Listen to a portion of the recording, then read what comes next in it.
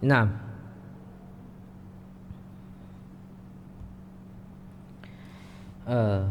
Bismillahirrahmanirrahim. Assalamualaikum warahmatullahi wabarakatuh.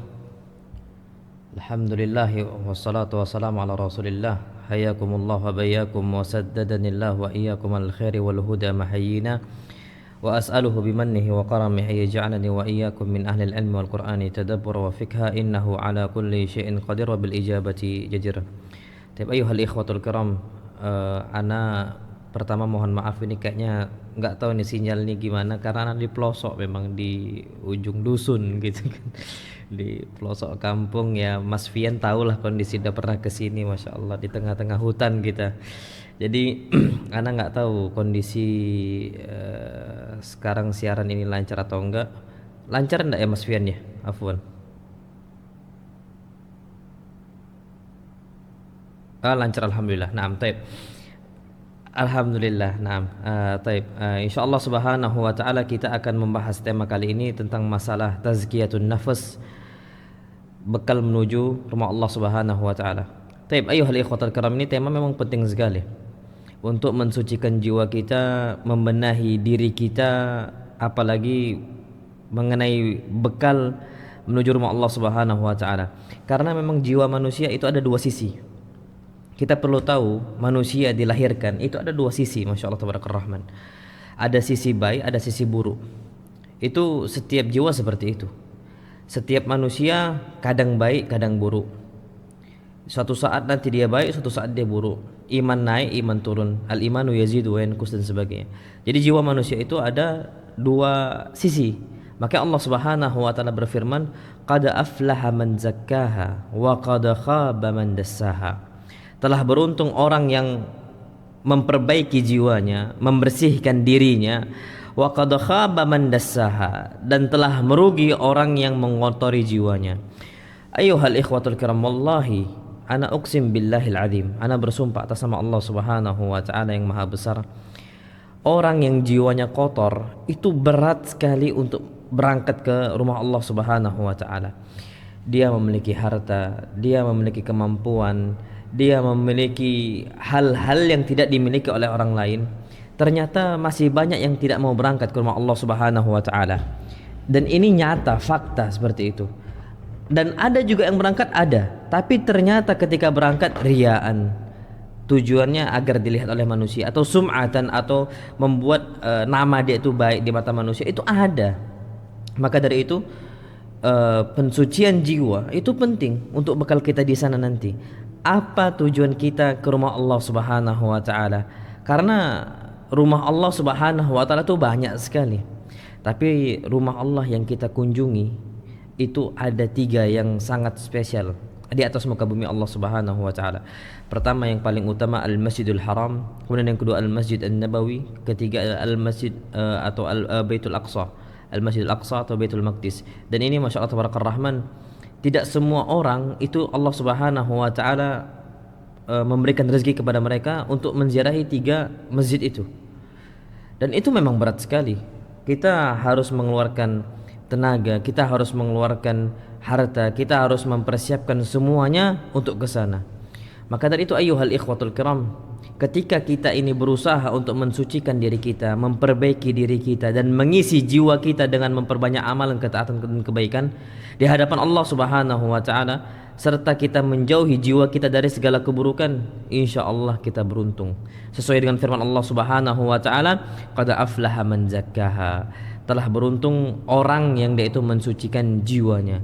Maka dari itu ayuhal ikhwatul kiram, bersihkan agar kita ini sebelum berangkat memang betul-betul fokus, agar kita itu mendapatkan pahala besar di sisi Allah Subhanahu wa taala. Jadi di sana itu apalagi nanti safar, antum masya Allah tabarakallah rahman. Di safar itu masya Allah tabarakallah rahman, apa kata Nabi kita Muhammad sallallahu alaihi wasallam? As-safaru qid'atun minal adab. Yang namanya safar itu adalah potongan siksaan. Jadi ketika kita safar itu tersiksa, apalagi kondisi nanti kan kita jauh ke Saudi Arabia dengan berbeda jam dan sebagainya, mungkin nanti ada jet lag dan sebagainya, mungkin kita ada kepenatan dan sebagainya. Itu kalau jiwa kita kotor itu gampang sekali kita marah. Na'udzubillah, summa na'udzubillah. Apalagi kita mendapati kawan-kawan kita dan sebagainya itu dengan latar belakang yang berbeda, kemudian dengan kondisi umur yang berbeda, ada yang tua, ada yang muda. Itu banyak sekali kondisi-kondisi yang kita jumpai di sana. Ketika kita nggak bersihkan jiwa kita, na'udzubillah tsumma na'udzubillah, sifat bawaan yang mungkin masih ada kekotoran di dalam jiwa kita itu terbawa lagi di sana. Dan itu banyak sekali. Maka dari itu ayyuhal ikhwatul kiram, pertama yang kita harus ingat, kita ditekankan oleh para ulama agar jiwa kita itu suci, yang pertama adalah banyak-banyak doa. Jadi sebelum kita ini berangkat ke rumah Allah Subhanahu wa taala, sucikan jiwa kita dengan banyak-banyak berdoa kepada Allah Subhanahu wa taala. Jangan remehkan doa. Masya Allah, antum tahu kan kasus di bulan Ramadan kemarin? Allah Subhanahu wa taala berikan Ramadan itu ke banyak sekali kaum muslimin. Semua hampir rata-rata mendapatkan keutamaan Ramadan. Tapi ternyata ada sebagian orang yang Allah Subhanahu wa taala wafatkan sebelum jumpa dengan bulan Ramadan. Wallahi hada narahu bi'ayunina. Ini satu hal yang kita lihat dengan mata kepala kita sendiri. Ada orang ingin menggapai bulan Ramadan, ingin mendapatkan keutamaan Ramadan, ingin mendapatkan malam Lailatul Qadar dan sebagainya. Ternyata Allah wafatkan sebelum itu. Umrah juga sama. Ketika Allah Subhanahu wa taala mentakdirkan atau menetapkan seseorang wafat sebelum dia berangkat, itu ada. Padahal sudah bayar. Termasuk ana, alhamdulillah, ana punya bibi, punya tante. Itu sudah bayar waktu itu untuk berangkat haji. Dan ketika tahun itu, tahun keberangkatan tante ana berangkat, bibi ana ke Baitullah untuk melaksanakan haji, di tahun itu beliau meninggal rahimahullah. Itu terjadi, akhirnya dibadalkan seperti itu. Yang kita ambil faidah, sebelum kita itu berangkat ke rumah Allah Subhanahu wa taala, sucikan diri kita dengan memperbanyak doa kepada Allah Subhanahu wa taala. Dengan dimudahkan kita, ya Allah, mudahkanlah saya untuk berangkat ke rumah Engkau ya Allah, dengan kondisi suci jiwa saya, bersih diri saya. Dan itu seperti itu. Dan ternyata apa kata Nabi kita Muhammad sallallahu alaihi wasallam? Beliau bersabda, "Laisa syai'un aqram 'ala Allah tabaraka wa ta'ala minad du'a." Tidak ada satupun yang lebih utama, yang lebih mulia di sisi Allah Subhanahu wa taala dibandingkan kita berdoa kepada Allah Subhanahu wa taala. Jadi orang ini kadang-kadang naudzubillah, mereka itu menyandarkan diri mereka kepada diri mereka sendiri. Jadi ana bisa karena usaha ana bisa karena diri ana sendiri, ana bisa karena memang ana yang berusaha. Mereka lupa bahwasanya kita ini semua bergerak di atas muka bumi itu dengan izin Allah Subhanahu wa taala. Arzaquna biyadillah, rezeki-rezeki kita di tangan Allah Subhanahu wa taala. Jadi enggak bisa kita sandarkan kemampuan kita kepada diri kita, itu wallahi mustahil. Apa beda kita dengan Qarun? Qarun mengatakan innama utituhu ala ilmin indi, aku bisa mendapatkan harta yang banyak sebabnya gara-gara ilmu yang saya miliki. Itu dia nggak mau meminta kepada Allah, dia itu tidak menisbatkan harta dia itu karena diberikan kepada Allah, dia nggak mau itu karena kesombongan. Nah, kalau seorang muslim, mereka semua sebelum mereka itu bergerak, mereka ikhtiar, berusaha di jalan Allah Subhanahu wa taala, habis itu mereka tawakal kepada Allah dengan memperbanyak doa kita di hadapan Allah Subhanahu wa taala. Karena memang doa ini sesuatu hal kunci dari segala kebaikan. Kebaikan-kebaikan kita itu ada di doa. Makanya kita itu bisa berangkat, bisa jadi itu sebab-sebab doa kita yang kita pinta dari Allah Subhanahu wa taala. Makanya Nabi kita Muhammad sallallahu alaihi wasallam beliau bersabda, "Ad-du'a miftahu kulli khair." Berdoa itu adalah kunci dari segala kebaikan. Doa, meminta kepada Allah SWT itu kunci dari segala kebaikan. Apapun bentuk kebaikan, kita berangkat ke rumah Allah, kita berangkat umrah, kita berangkat ke Masjidil Haram, itu kuncinya di mana? Doa. Dari doa. Makanya Masya Allah Tabarakallah Rahman, ada seseorang, dia itu berusaha untuk melaksanakan umrah, berdoa terus. Akhirnya sekali dia bisa berangkat umrah, di depan rumah Allah Subhanahu wa taala dia berdoa, ya Allah, mudahkan saya agar saya bisa melaksanakan haji setiap tahunnya dan umrah setiap tahunnya. Dan setelah itu Allah Subhanahu wa taala mudahkan, dia beramal soleh setiap tahunnya. Dan ini bukan sesuatu hal yang mustahil di sisi Allah Subhanahu wa taala. Wa ma dzalika 'ala Allahi bi'aziz. Itu enggak berat bagi Allah Subhanahu wa taala. Maka kita minta kepada Allah Subhanahu wa taala, sucikan, betul-betul bersihkan hati kita di hadapan Allah Subhanahu wa taala. Makanya Amirul Mukminin Bil Khattab radhiyallahu taala anhu, beliau pernah mengatakan, inni la ahmil hammal ijabah. Enggak penting bagi saya apakah doa saya dikabulkan oleh Allah ataukah tidak. Walakin hammad doa. Yang penting bagi saya apakah saya berdoa ataukah tidak. Enggak penting bagi Umar bin Khattab dikabulkan atau enggak dikabulkan, itu nanti. Yang penting bagi saya mau berdoa atau enggak. Untuk jiwa Umar bin Khattab itu bersih. Kenapa? Fa idza ulhimtu du'a fa innal ijabata ma'ahu. Kalau aku ini diberikan taufik oleh Allah Subhanahu wa taala untuk berdoa di hadapan Allah, saya yakin Allah akan berikan jawaban dan ijabah dari doa saya. Jadi yang penting bagi kita itu bukankah kita itu apakah kita dikabulkan doanya atau tidak, bukan itu. Yang penting mau enggak kita berdoa di hadapan Allah Subhanahu wa taala agar hati kita bersih.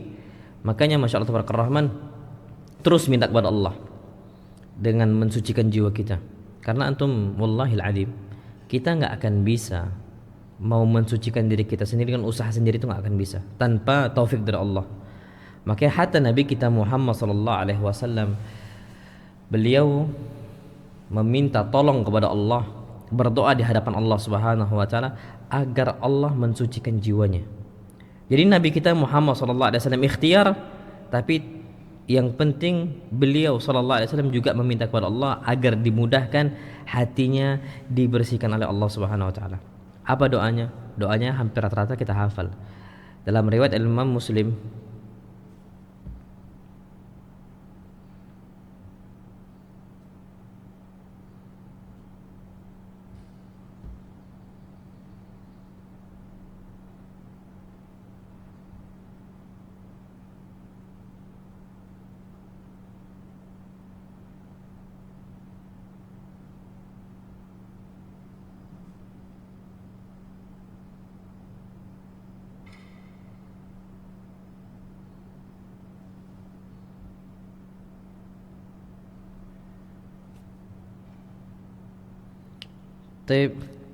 terputus ya. Cek tes. Ada enggak suaranya ya? Ada enggak suaranya? Cek tes cek. Alhamdulillah, Masya Allah. Iya. Taib, kita lanjutkan lagi ya. Afwan ana afwan nian karena ya harap maklum tempat kami di pelosok. Masya Allah tabarakallah rahman. Taib, kita lanjutkan. Bismillah. Ana minta tolong sama Allah SWT agar dimudahkan, dilancarkan ini acaranya. Taib. Nabi kita Muhammad sallallahu alaihi wasallam, beliau bersabda, beliau berdoa kepada Allah Subhanahu wa taala, doanya doa yang masyhur. Beliau meminta kepada Allah, Allahumma ati nafsi taqwaha wa zakkiha anta khairu man zakkaha anta waliyuha wa maulaha. Ya Allah, berikanlah jiwa saya ketakwaannya, mudahkanlah jiwa saya ini untuk bertakwa kepada Engkau ya Allah. Wa zakkiha, dan bersihkanlah jiwa saya ya Allah. Anta khairu man zakkaha, Engkau ya Allah satu-satunya zat yang paling baik untuk mensucikan jiwa saya. Anta waliyuha wa maulaha, Engkau pemilik hati saya ya Allah, Engkau yang menguasainya dan Engkau yang menjaganya. Jadi Nabi kita Muhammad sallallahu alaihi wasallam ketika hendak membersihkan jiwanya, beliau berusaha mensucikan jiwanya. Ternyata beliau juga meminta kepada Allah Subhanahu wa taala, berdoa kepada Allah Subhanahu wa taala. Nah, di situ kita perlu ambil faedah, ambil pelajaran. Nabi sallallahu alaihi wasallam saja meminta tolong kepada Allah agar Allah membantu mensucikan jiwa beliau sallallahu alaihi wasallam. Ya, masa kita enggak meminta kepada Allah? Wallahi ini suatu hal yang lucu sekali.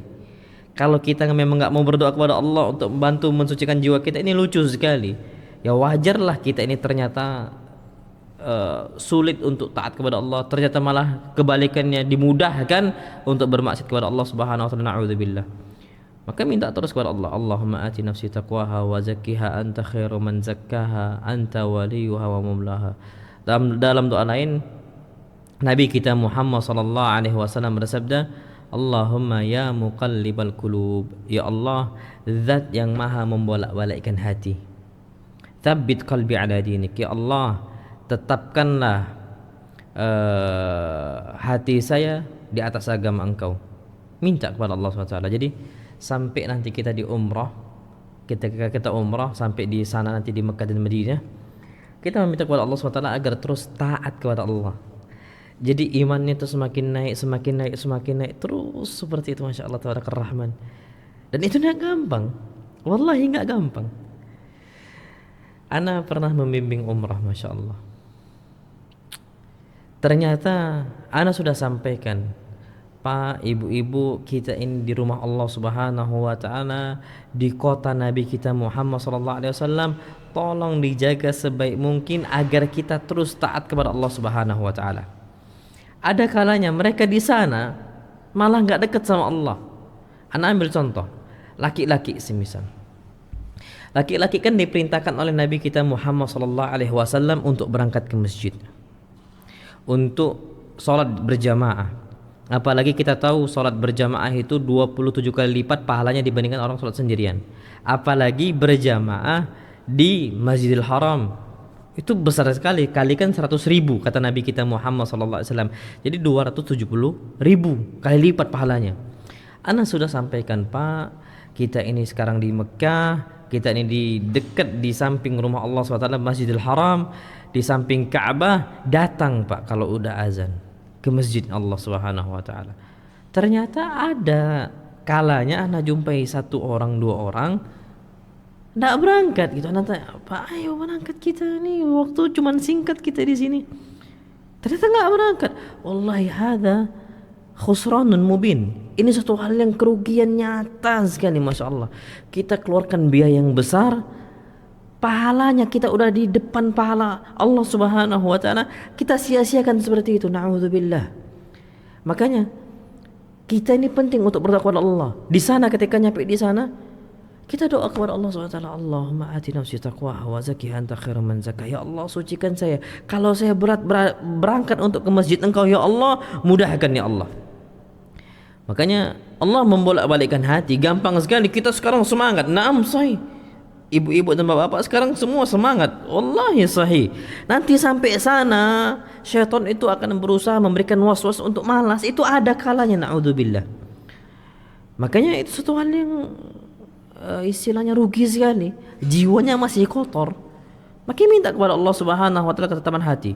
Maka Allah Subhanahu wa taala berfirman, balillahu yuzakki man yasha. Allah Subhanahu wa taala hanya mensucikan jiwa-jiwa yang Allah kehendaki. Kalau Allah enggak kehendaki, Allah enggak akan mensucikan jiwanya. Putus-putus ya, masya Allah. Taib.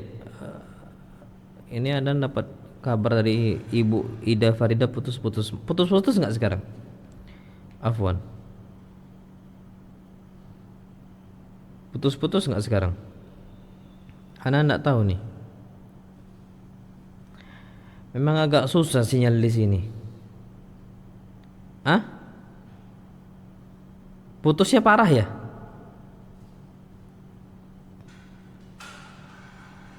Coba adminnya, ana nggak tahu nih hostnya nih.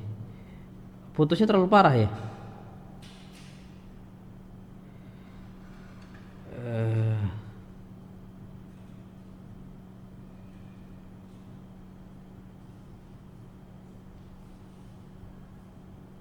Tape.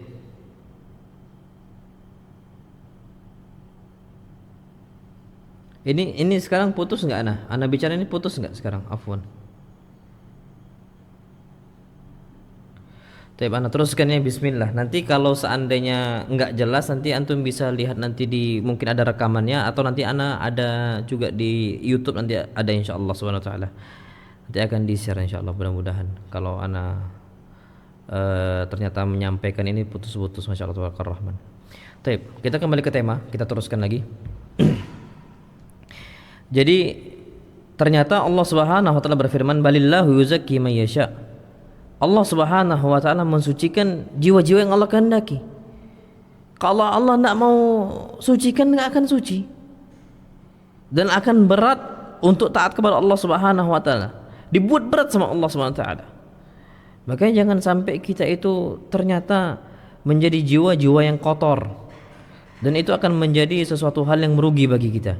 Itu kata para ulama. Jadi banyak-banyak berdoa, karena Nabi kita Muhammad SAW bersabda, dan ini hampir semua kita hafal karena para khatib sering menyampaikan ini. Khatib menyampaikan hadis Nabi kita Muhammad SAW. Beliau bersabda, "Man yahdihillahu fala mudhillalah."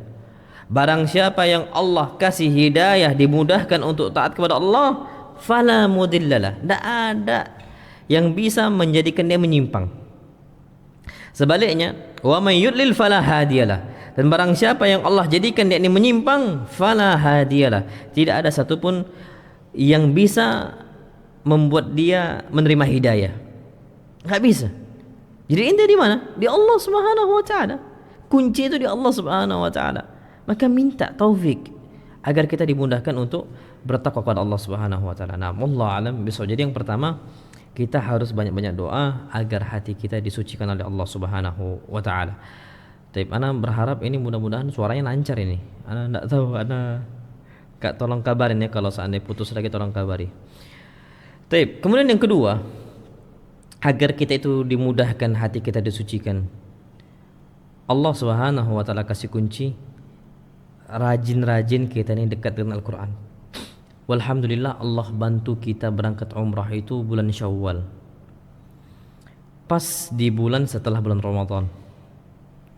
Itu pas sekali, karena kita di bulan Ramadan itu dekat sekali dengan Al-Quran. Ana berharap kita masih sekarang itu masih dekat dengan Al-Quran Al-Karim. Ana berharap seperti itu. Kenapa? Karena kunci dari sucinya jiwa kita itu Al-Quran Al-Karim. Allah Subhanahu wa taala berfirman, "Laqad manallahu 'alal mu'minina idz ba'atha fihim rasulan min anfusihim yatslu 'alaihim ayatihi wa yuzakkihim wa yu'allimuhumul kitaba wal hikmah." Allah Subhanahu wa taala telah memberikan nikmat kepada kaum mukminin, yang mana Allah Subhanahu wa taala utus untuk mereka seorang rasul min anfusihim, dari jiwa mereka sendiri. Maksudnya rasulnya manusia, bukan rasul malaikat, rasul dalam bentuk manusia. Yatslu 'alaihim ayatihi, yang mana Nabi kita Muhammad sallallahu alaihi wasallam membacakan untuk kita ayat-ayat Allah Subhanahu wa taala. Wa yuzakkihim, yang mana dengan ayat-ayat tadi Allah Subhanahu wa taala mensucikan jiwa-jiwa kita. Maka ana berharap Bapak Ibu semua itu sampai sekarang itu dekat dengan Al-Qur'an Al-Karim. Minimal kita itu sering-sering dengar murattal Al-Qur'an, sering-sering mendengarkan istilahnya lantunan ayat suci Al-Qur'an Al-Karim. Dan ini kita bebas memilih siapa qari'nya gitu loh. Semisal kita senang sama murattalnya Syekh Musyari Ibn Rashid Al-Afasi, semisal antum putar. Kita senang dengan Syekh Abdurrahman As-Sudais, kita putar. Semisal kita senang dengan Syekh Al-Husari, kita putar. Kita semisal dengan Syekh Al-Ghamidi, kita putar. Yang mana kita senang, kita putar. Ini tujuannya agar kita itu terus ditilawahkan Al-Quran untuk kita, yatslu 'alaihim ayatihi, yang mana dibacakan terus ayat-ayat Al-Quran kepada kita, wa yuzakkihim, dengan itu hati kita menjadi suci, hati kita menjadi lunak. Maka Masya Allah Tabarakallah Rahman, ana sering mendapatkan kisah-kisah kawan-kawan yang hijrah yang dulunya awam. Mereka hampir rata-rata mengatakan, "Ustadz, dulu kami ini keras, dulu kami ini gampang emosi, kami ini dulu sering marah, mudah marah dan sebagainya. Setelah kami ngaji, Ustaz, demi Allah hati kami itu kok lebih tenang ya. Maksudnya ketika mendapati sesuatu hal masalah, kami itu nggak mudah untuk terpancing emosi dulu." Ana bilang sebabnya karena antum sering dengar Al-Quran Al-Karim. Minimal di majelis ilmu antum itu mendengarkan Ustaz menyampaikan qala Allah, qala Rasul. Otomatis di situ kita akan mendapatkan ilmu. Otomatis dengan kita mendengarkan Al-Quran, kita mendapatkan ketenangan di situ. Makanya kunci agar jiwa kita suci itu dekat-dekat dengan Al-Quran Al-Karim, sering dengar tilawah Al-Quran. Wa yuzakkihim, yang akhirnya Allah Subhanahu wa taala akan menjadikan jiwa kita itu bersih. Maka disebutkan dalam Al-Quran Al-Karim, Allah Subhanahu wa taala berfirman, ya ayyuhan nas, wahai manusia, qad ja'atkum mau'izatun min rabbikum, telah datang untuk kalian mau'izah, nasihat dari Rabb kalian, wa syifaa'un lima fis sudur, dan penyembuh untuk penyakit hati. Jadi Masya Allah, Al-Quran ini pertama nasihat, kemudian yang kedua penyembuh untuk penyakit hati. Dan ternyata Masya Allah, bukan cuma penyakit hati, hatta penyakit tubuh yang fisik gitu loh ya, yang nggak nampak, bukan suatu hal yang gaib gitu ya, yang penyakit fisik yang bisa terbaca sama dokter gitu ya, sama medis, ternyata bisa disembuhkan dengan Al-Quran Karim. Dan ana banyak jumpain ini. Ana pernah berangkat ke Jerman, ana pernah ke Eropa dalam tempo sebulan. Ana dapat kabar metode penyembuhan mereka, salah satu kanker, untuk penyakit kanker itu dengan Al-Quran Al-Karim. Jadi diputarkan murotal Al-Quran. Padahal mereka ini kafir. Ana dengar ini dari ikhwan-ikhwan yang ada di sana, yang ada di Jerman. Diputarkan Al-Quran Al-Karim untuk penyembuhan, metode penyembuhan kanker. Dan itu antum mungkin bisa baca info itu di Google. Jadi hatta orang kafir pun mengatakan memang ya Al-Quran sebagai syifa lima fis sudur, obat atau penyembuh dari penyakit hati atau penyakit manusia yang kita bisa lihat seperti itu. Dan Masya Allah Tabarakar Rahman, makanya kalau antum sekarang kan istilahnya channel-channel tentang masalah ruqyah, ustadz-ustadz yang meruqyah itu kan banyak ya. Ambillah contoh di situ, ibrah, pelajaran.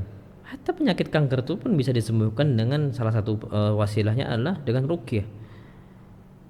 Dan itu penyembuh. Jadi membersihkan jiwa kita, membersihkan diri kita. Jadi makanya para ulama, kita ambil faedah sekarang seperti Syekh Shalih Al-Fauzan, umurnya panjang sampai sekarang 90 tahunan. Syekh Shalih Al-Luhaydin rahimahullah, itu umurnya juga panjang, Masya Allah. Banyak para ulama yang umurnya panjang, wallah alam bisawab. Ya sebabnya karena mereka ini sering membacakan atau sering mendapatkan Al-Quran Karim. Bukan berarti umur yang pendek itu lantas mereka jarang baca Al-Quran, enggak. Kalau udah takdirnya sudah takdirnya seperti itu. Tapi ini salah satu wasilah, sebab yang Allah nyatakan sendiri dalam Al-Quran Karim. Jadi jiwa kita itu ketika membaca Al-Quran Al-Karim itu lebih sering, lebih intens gitu ya. Ana yakin insya Allah Subhanahu wa ta'ala jiwa kita tuh semakin lunak, mudah untuk melaksanakan ketaatan-ketaatan kepada Allah Subhanahu wa ta'ala. Itu yang perlu kita ketahui. Na'amullah alam biswab. Taib. Yang berikutnya, agar jiwa kita bersih, disucikan oleh Allah Subhanahu wa ta'ala, ini penting untuk bapak-bapak dan ibu-ibu. Cari seseorang untuk jadi panutan dan teladan. Makanya nanti ketika antum dan antuna berangkat nanti umrah, tolong dekat-dekat sama kita bersama gitu loh, terutama dekat sama anak. Karena gini, jangan sampai bapak-bapak dan ibu-ibu itu jauh gitu dari istilahnya orang-orang yang berilmu atau yang beribadah kepada Allah SWT. Nanti kalau anak pribadi, kalau anak akan berusaha untuk bimbing bapak-bapak dan ibu-ibu semua. Jadi kapan waktu sholat, anak akan ajak, ayo pak berangkat kita sholat ke masjid. Seperti itu. Anak akan ajak kajian nanti. Dekat dengan orang-orang yang saleh itu insya Allah dimudahkan oleh Allah Subhanahu wa ta'ala agar hati kita menjadi suci. Dan jadikan itu teladan. Seperti itu. Jadi dekat dengan orang-orang saleh. Hatta nanti ketika bapak-bapak dan ibu-ibu berangkat ke sana, ketika nanti ada majelis kajian syekh semisal, ikuti. Dekat dengan mereka. Kenapa? Karena Allah Subhanahu wa ta'ala berfirman dalam Al-Quran Al-Karim tentang Nabi kita Muhammad sallallahu alaihi wasallam, laqad kana lakum fi rasulillahi uswatun hasanatun liman kana yarjullaha wal yawmal akhir wa dzakarallaha katsira. Telah terdapat di jiwa Nabi sallallahu alaihi wasallam uswah hasanah, contoh yang baik. Untuk siapa? Liman kana yarjullaha wal yawmal akhir, untuk orang-orang yang mengharap kepada Allah Subhanahu wa taala dan mengharap datangnya hari kiamat. Jadi Masya Allah Tabarakar Rahman, orang ketika menjadikan teladan Rasul SAW sebagai teladan, itu akan mudah untuk mengamal soleh. Dia akan dekat dengan Allah dan dia berharap ya ingin jumpa dengan hari kiamat, siap untuk mati gitu loh maksudnya. Dia karena rajin taat. Kalau kita kan sekarang masya Allah, ana mau nanya sekarang sama bapak ibu semua, ringkas loh ya, ini nunjukkan jiwa kita masih kotor kadang-kadang. Ana mau nanya sekarang bapak-bapak sama ibu-ibu, mungkin yang dari 25 peserta yang ada sekarang bisa menjawab. Kalau ana tanya sekarang, bapak-bapak dan ibu-ibu sekarang mau nggak masuk ke dalam surga? Jawaban kita apa? Pasti apa? Mau kan? Ana nggak tahu nih, terputus nggak nih? Ada ya suaranya?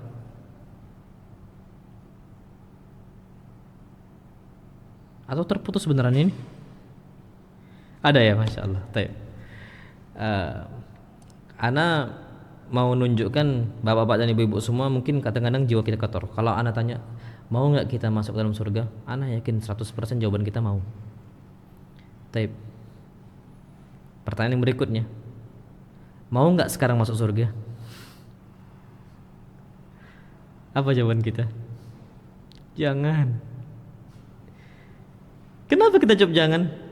Itu tanda jiwa kita masih kotor. Tapi masya Allah tabarakallah rahman, orang yang Allah jadikan teladannya itu Nabi kita Muhammad sallallahu alaihi wasallam, mereka kan berharap untuk mati. Karena udah menyiapkan amal-amal soleh mereka, masya Allah tabarakallah rahman. Kalau kita belum. Maka ketika Nabi kita Muhammad sallallahu alaihi wasallam hendak meninggal, Allah ngasih pilihan. Engkau hidup bersama sahabat-sahabat engkau, Allah kasih panjang umur lagi, atau engkau jumpa sama saya. Nabi SAW menunjuk ke atas. Nabi SAW mengatakan firrafiqil a'la, firrafiqil a'la, firrafiqil a'la. Aku mau jumpa dengan teman yang paling tinggi. Siapa maksudnya? Allah Subhanahu wa taala. Rafiqnya Allah. Nabi kita Muhammad SAW itu Khalilullah, kekasihnya Allah. Ketika dikasih pilihan oleh Allah mau bertinggal bersama para sahabat atau jumpa dengan Allah SWT, apa kata Nabi? Firrafiqil a'la. Aku mau jumpa dengan kekasih saya yang paling tinggi. Siapa? Allah Subhanahu wa taala. Berarti itu menunjukkan jiwa Nabi SAW itu suci, bersih. Makanya masya Allah tabarakallah rahman, ada sebuah hadis Nabi kita Muhammad SAW bersabda tentang penyakit wahan. Apa itu wahan? Hubbud dunya wa karahiyatul maut. Kita cinta dunia dan benci untuk mati.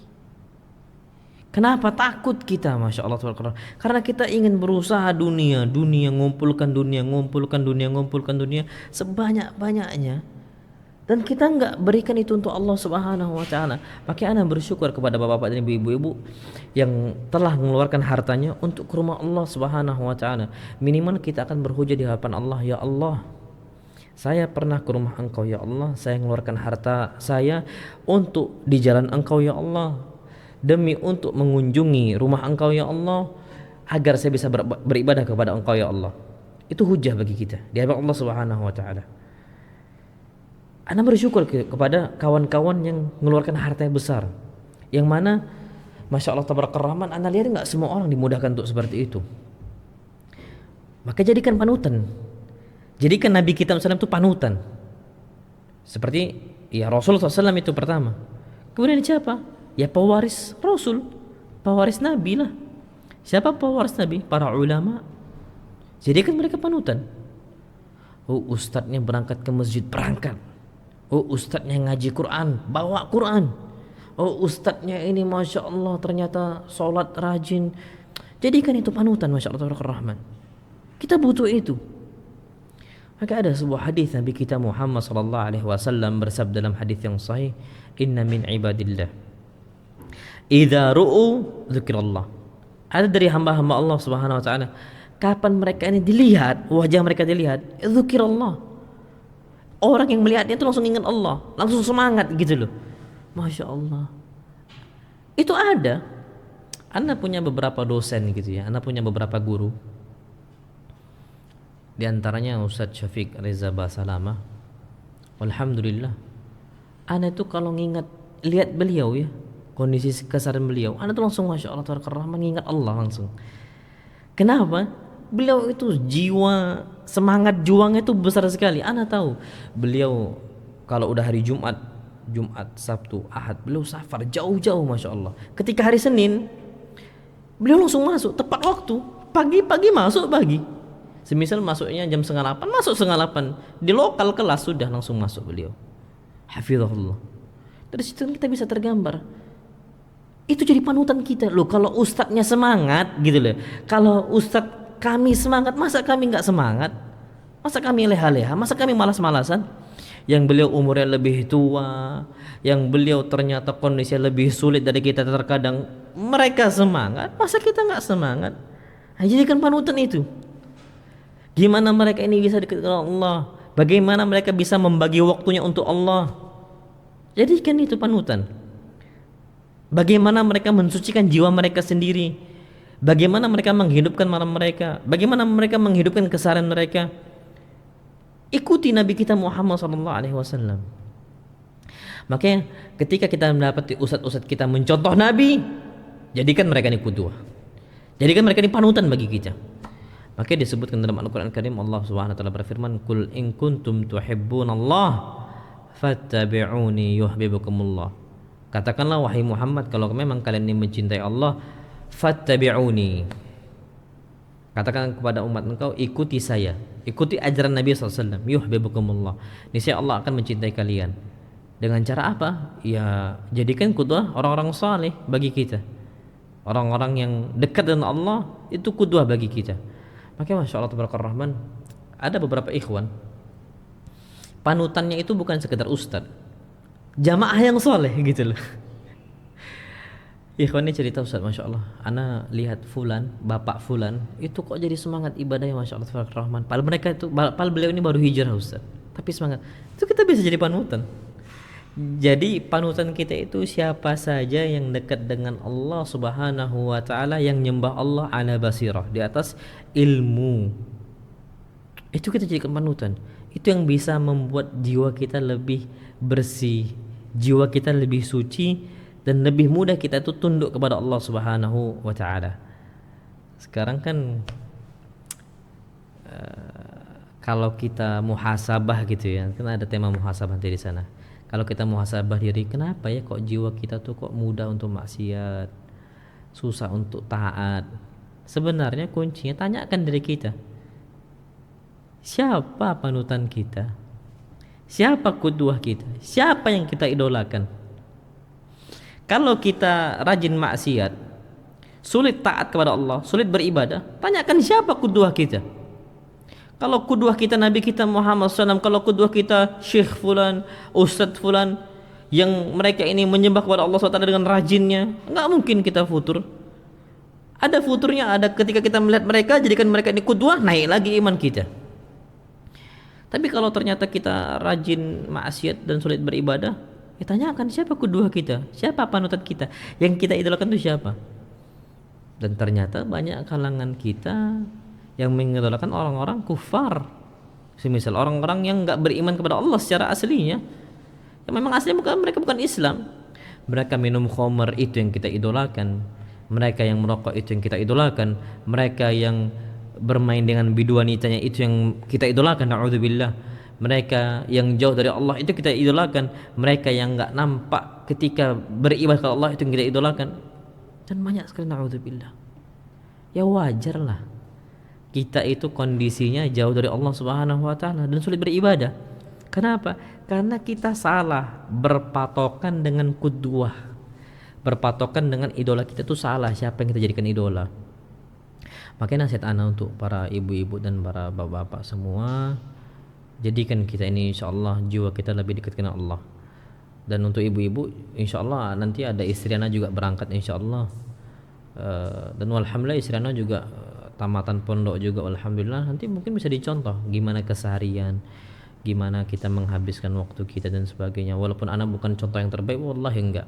Ana lastu bi khairikum, ana bukan bukan orang yang terbaik dari antum, ana banyak salahnya, ana banyak kekurangannya, tapi antum dan antuna bisa mencontoh kondisi-kondisi agar kita itu sama-sama untuk saling ta'awun. Saling ta'awun itu saling mengingatkan, saling tolong menolong, membantu agar kita lebih dekat dengan Allah Subhanahu wa taala. Jadikan qudwah, panutan.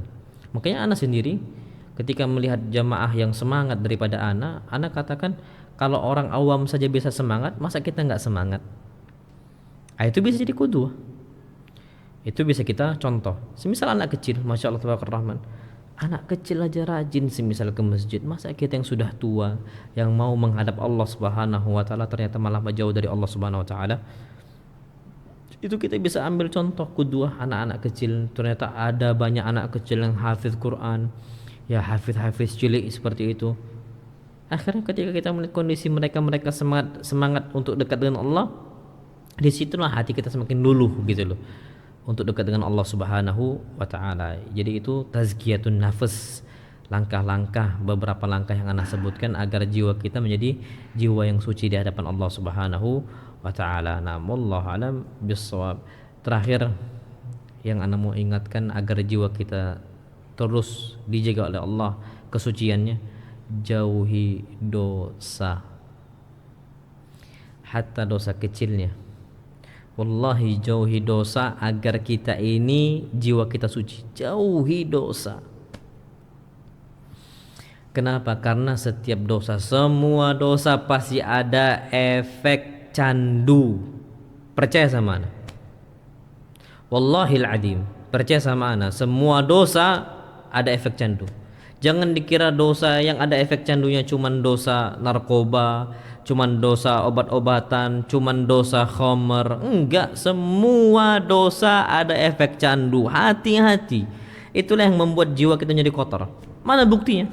Nabi kita Muhammad SAW bersabda, innal abda, sesungguhnya seorang hamba jika dia berbuat dosa, nukitat fi qalbihi nuktatun sauda, maka Allah Subhanahu wa taala akan berikan satu titik hitam. Awalnya satu titik hitam. Tapi apa yang terjadi? Dia berbuat dosa hatta ta'lu wa qalbah, sampai noda-noda tadi ternyata menutupi hatinya yang putih. Jadi semua hitam. Kecanduan. Awalnya titik loh ya. Ini semua dosa, apapun dosanya. Akhirnya hatta ta'lu wa qalbah, sampai nutupi hati dia yang awalnya putih. Apa kata Nabi kita Muhammad SAW? Kalkuzi mujakhia, kondisinya seperti panci yang dibalik. Antum tahu kalau panci itu, panci bawah panci itu kan keraknya hitam itu, mau dicuci pakai sabun cuci piring, cuci apa untuk menghilangkan noda, nggak hilang-hilang, susah sekali. Sebabnya apa? Efek candu. Jadi jangan cuman dikira dosa itu yang ada efek candu cuman narkoba, rokok atau semisal khamr atau semua efek candu. Dosa besar atau dosa kecil. Hatta kita lihat kondisi hatta zina, ada efek candu, ada efek candu. Coba lihat orang sekali ketahuan berzina, dia ngomong ana mau bertaubat dan sebagainya, ternyata ngulangi lagi. Kita lihat orang selingkuh, ada istrinya, dia udah nikah, tapi malah milih untuk jalan selingkuh. Akhirnya buat perjanjian, saya nggak akan ulangi perbuatan saya. Ternyata diulangi lagi. Dia melanggar perjanjian itu. Mungkin sebagian orang sudah bertanda tangan di atas materai. Kenapa kok bisa diulangi lagi? Efek candu dosa. Narkoba juga sama, rokok juga sama, judi juga sama. Judi, antum tahu kan bapak-bapak dan ibu-ibu, ada banyak orang kondisi bangkrut dan sebagainya gara-gara apa? Judi online. Kalau judi menang, dia akan beralasan, iya saya mau judi lagi karena saya menang. Ini udahlah kalah, kecanduan lagi. Ainal akal? Mana akal sehat kita? Apa sebabnya? Karena jiwa kita tuh kotor. Sebabnya gara-gara maksiat. Makanya coba antum cari semua dosa. Ghibah, ibu-ibu. Kenapa ibu-ibu suka ngerumpi? Karena udah sekali dicoba, ngerumpi enak ya. Akhirnya tiap sore ngerumpi, tiap ba'dal asar ngerumpi. Ada waktu untuk kumpul. Coba, ana mau nanya, cari dosa yang ada efek candu, mustahil. Ana bilang mustahil, tidak ada dosa yang tidak ada efek candu. Makanya Nabi kita Muhammad SAW bersabda, la tarkabul ma'siyah. Jangan sekali-kali kalian mencoba maksiat untuk nunggangin maksiat itu, jangan sekali-kali. Kenapa? Justru sebaliknya kita yang akan ditunggangi oleh maksiat dan dosa. Jadi seperti itu. Jadi akhirnya ketika kita sudah sekali mencoba, coba lagi, ya dusta contoh. Orang kalau sudah sekali dusta, dia kan dusta lagi, kecanduan. Jadi ambillah orang durhaka. Akhirnya durhakanya semakin parah kepada kedua orang tuanya. Korupsi yang awalnya 10.000 korupsi, awalnya 50.000, naik 100.000, sampai naiknya puncaknya 271 triliun. Ini contoh. Ada. Itu kenapa? Kenapa bisa sampai korupsi 271 triliun? Candu. Jadi nggak ada satupun dosa di atas muka bumi ini yang nggak ada efek candu, itu mustahil. Ana ambil contoh, orang tidak lagi sholat, kenapa? Candu. Awalnya nggak sholat lah, cuman awalnya zuhur aja nggak sholat zuhur, nanti asar juga nggak sholat asar, nanti subuh nggak sholat subuh, sampai yang tersisa yang dia sholat cuman maghrib aja. Tapi lama kelamaan maghrib pun lepas. Akhirnya apa? Cuman 3 sholat Jumat, Idul Fitri, Idul Adha. Ada efeknya lagi dosanya. Akhirnya nggak pernah Jumatan. Yang dia cuma sholat Idul Fitri, Idul Adha. Akhirnya nggak sholat Idul Adha. Cuman sekali dia sholat. Apa? Sholat Idul Fitr. Nas'alullah salatul afiyah, pada puncaknya Idul Fitri pun nggak sholat. Na'udzubillah. Ini apa kita ambil faedah di sini? Jiwa kita kotor, sebabnya karena apa? Karena efek candu tadi. Jadi tinggalkan semua dosa, jangan sekali-kali mau mencoba. Jangan mencoba itu, jangan gitu loh. Jadi orang yang bersih, jadi orang yang polos macam anak kecil, enggak tahu apa-apa. Tapi kalau udah tahu sekali akses, udah bahaya. Itu kata para ulama. Nah, wallahu alam bisawab, itu langkah-langkahnya yang bisa Anda berikan agar kita itu dibersihkan jiwa kita oleh Allah Subhanahu wa taala. Nah, wallahu alam bisawab. Ya, ini udah jam 11, 1 jam Anda berbicara, Anda takutnya membuat antum ya penat dan sebagainya. Mungkin bisa tanya jawab, Anda kembalikan kepada pembawa acara. Nah, barakallahu fikum.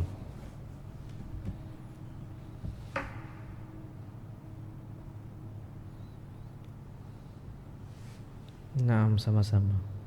Waalaikumsalam.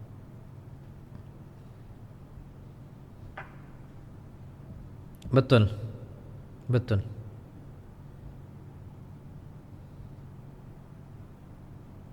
Mm-mm.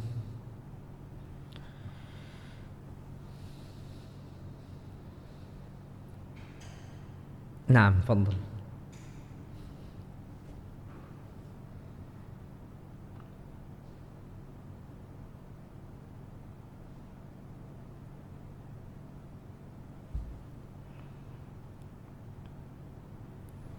Assalamualaikum warahmatullahi wabarakatuh.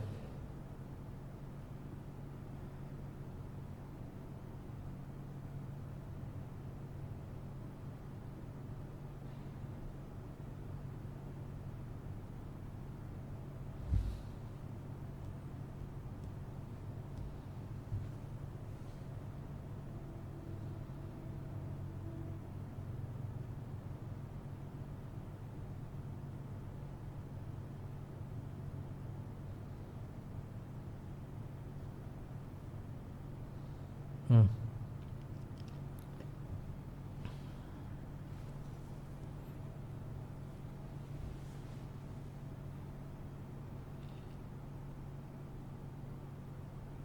Hmm.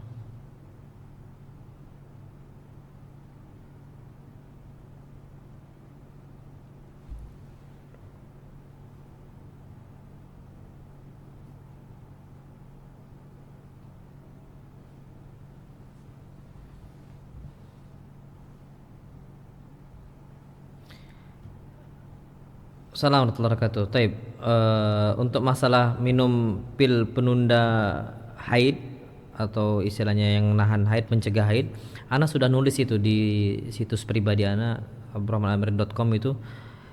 Para ulama nggak ada mempermasalahkan itu. Yang penting kita konsultasikan ke dokter. Karena kenapa? Kaidahnya sesuai hadis Nabi kita Muhammad SAW, la dharara wala dirar. Jangan sampai kita tuh membahayakan orang lain dan juga jangan sampai membahayakan diri sendiri. Allah berfirman, ya ayyuhalladzina amanu la tuhlik taib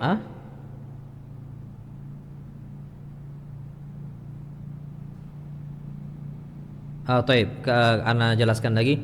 Jadi untuk minum pil KB itu nggak ada masalah sama sekali dan itu diperbolehkan oleh para ulama. Ana pernah nulis itu. Kenapa? Karena intinya itu jangan sampai itu membahayakan diri kita. Jadi konsultasikan ke dokter. Kalau kata dokter aman ya sudah aman. Allah SWT berfirman, wala tulqu biaidikum ila tahlukah. Jangan campakkan diri kalian kepada kebinasaan. Kalau seandainya minum pil tadi, obat istilahnya pencegah haid tidak bermasalah bagi tubuh kita, nggak membahayakan diri kita, ya nggak ada masalah. Jadi inti itu la dororo wala diror, jangan sampai membahayakan orang lain dan jangan sampai membahayakan diri sendiri. Jadi seperti itu. Selama nggak membahayakan nggak apa-apa. Makanya Imam Ahmad ibn Hanbal ditanya tentang masalah minum tadi. Minum, ini Imam Ahmad ditanyakan fatwanya, boleh nggak kita tuh meminum zat yang bisa menahan haid? Kata Imam Ahmad ibn Hanbal nggak ada masalah selama nggak membahayakan. Jadi untuk mbaknya bisa ke konsultasi ke dokter, aman nggak kira-kira kalau diminum seperti itu. Kalau seandainya aman ya tafadhali untuk minum itu dan itu nggak ada masalah sama sekali. Mana yang afdal wallahu alam bisawab. Anda nggak tahu kalau mana yang afdal, apakah dibiarkan seperti itu ataukah minum. Tapi Allah alam, para ulama nggak mempermasalahkan untuk kita ikhtiar kita agar kita bisa melaksanakan umrah. Jadi seperti itu. Nah, barakallahu fikum.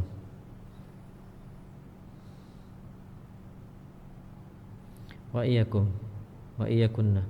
Jadi nggak ada masalah Mbak untuk minum itu, nggak ada masalah.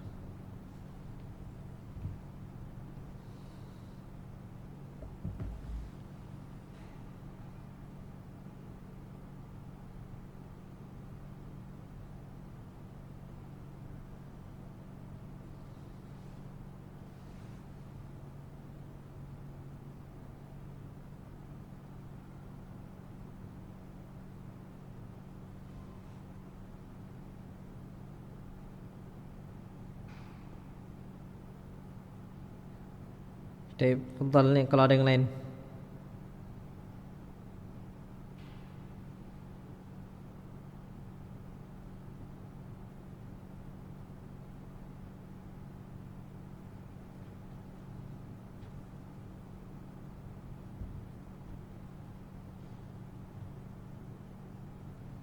Ya fadhal.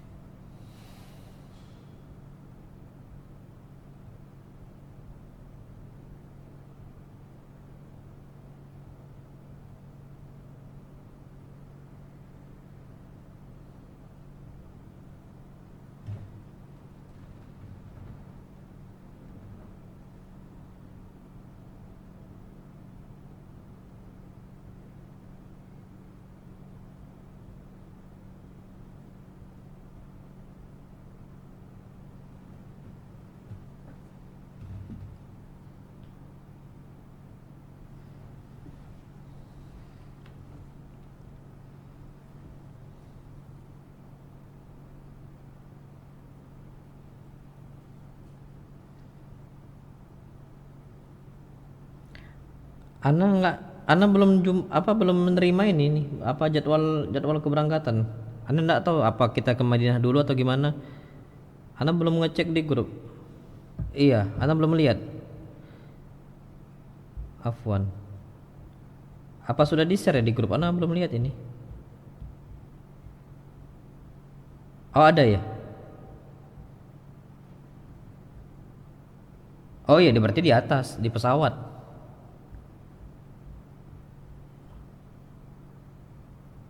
Iya. Nanti tuh kalau di pesawat tuh nanti dikasih tahu sama istilahnya maskapainya, langsung nanti ngasih tahu kalau kita tuh mau hendak melewati. Jadi kalau bisa nanti gantinya memang di pesawat laki-laki juga, dan itu suatu hal yang biasa. Nanti insya Allah akan dikasih tahu cara memakainya, insya Allah semua.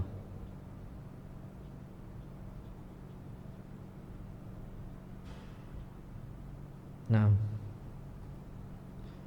nanti ada pengumuman nanti insya Allah.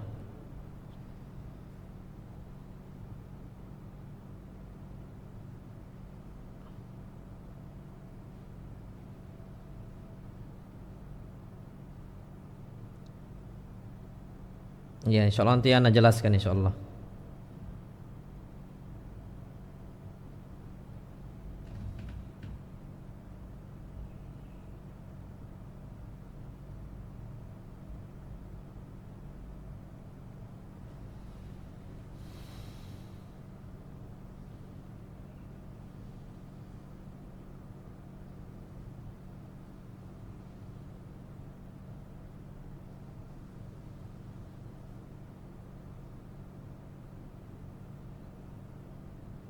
Anam, tafadhal.